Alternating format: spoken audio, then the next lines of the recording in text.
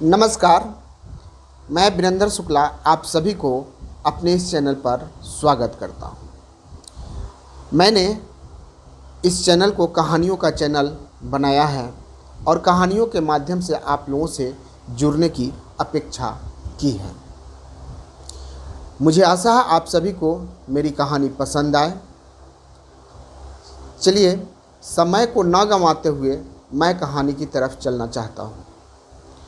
मेरे इस कहानी का नाम है पीठ पर मोहर। बात उस समय की है जब एक स्थान से दूसरे स्थान पर संवादों का आदान प्रदान पत्रों के माध्यम से हुआ करता था। पत्र ही एकमात्र साधन था जो एक स्थान से संवाद को दूसरे स्थान तक पहुंचाया करता था। उसी समय की बात है, किसी गांव में एक धनीराम नाम का आदमी रहा करता था, जिसकी उम्र तकरीबन 60-70 वर्ष की थी। वह अपने दरवाजे पर बैठा धूप सेक रहा था। तब तक उसके दरवाजे पर एक डाकिया आता है और डाकिया एक पत्र लेकर के उसके घर पर देता है। बाबा को, जो धनीराम बाबा थे, उनको यह बात समझ में नहीं आ रही थी कि आखिर ये चिट्ठी आई तो कैसे आई, दिल्ली से कैसे आ गई, किस माध्यम से आ गई। इसी उधेड़ बुन में वो लगा हुआ था। धनीराम को जब बात नहीं समझ में आया तो उसने एक बच्चे को बुलाया और सारी बातें उससे कहा कि तुम ये बतलाओ कि ये चिट्ठी आखिर दिल्ली से चलकर यहाँ आई तो कैसे आई। उस बच्चे ने सारी बातें को समझा दिया कि बाबा, इस पर टिकट लगा हुआ है, टिकट चिपका हुआ है, पता लिखा हुआ है और मुहर मारा हुआ है। तब यह चिट्ठी अब मेरे पास यानी अपने पास आया है। धनीराम को बात समझ में आई कि चिट्ठी पर मुहर लगा हुआ है, पता लिखा हुआ है और टिकट साटा हुआ है। कुछ दिन के बाद उन्हें दिल्ली जाने की इच्छा हुई। धनीराम को दिल्ली जाने की इच्छा हुई। धनीराम गांव से चल कर के शहर की तरफ गए, शहर की ओर गए। शहर में रेलवे स्टेशन था। रेलवे स्टेशन पर जाकर टिकट लिए। टिकट लेकर के अपने सर के अगले भाग पर यहाँ पर टिकट को चिपका लिया। चिपकाने के बाद किसी पढ़े लिखे व्यक्ति से कहा कि इस जगह बगल में दिल्ली लिख दो। दिल्ली लिख दिया। लिखने वाला भी अचंभित था कि भाई कैसा आदमी से भेंट हो गया, कैसा आदमी से पाला पड़ गया कि दिमाग माथे पर दिल्ली लिखवा रहा है। खैर, उसको उससे कोई मतलब नहीं था।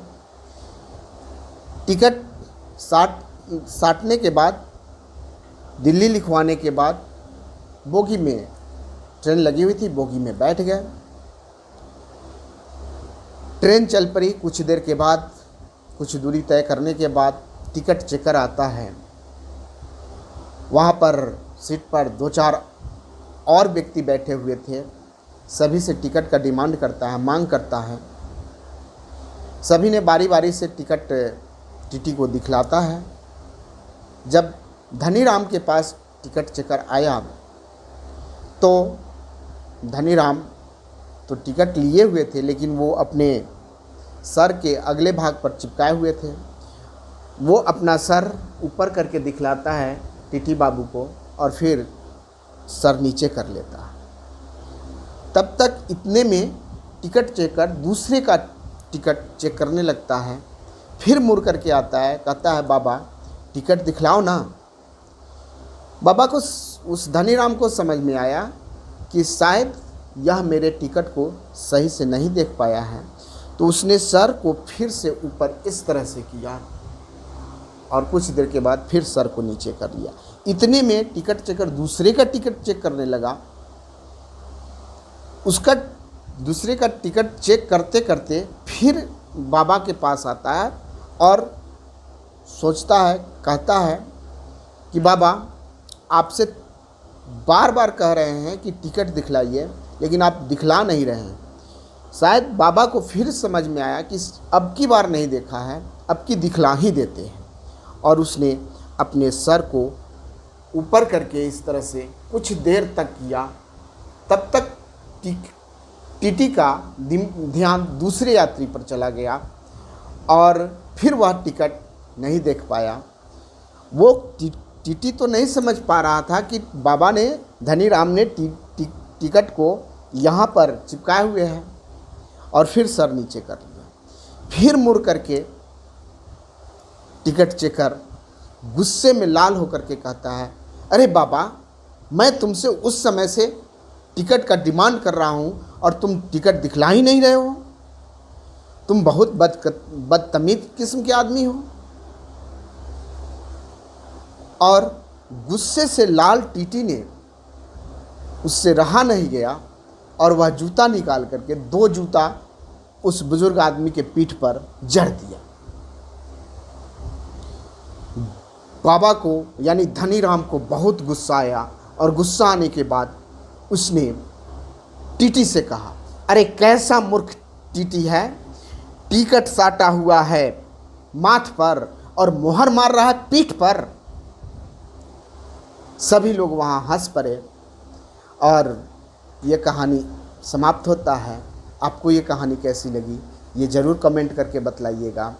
और इस कहानी का मुख्य उद्देश्य था कि टीटी जो नासमझी के कारण उस बुजुर्ग आदमी पर जूते की बौछार किया, वो नहीं करना चाहिए।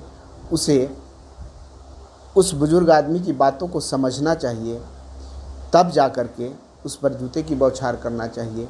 बिना समझे बिना बूझे किसी पर जूता चप्पल का इस्तेमाल नहीं करना चाहिए। जय हिंद।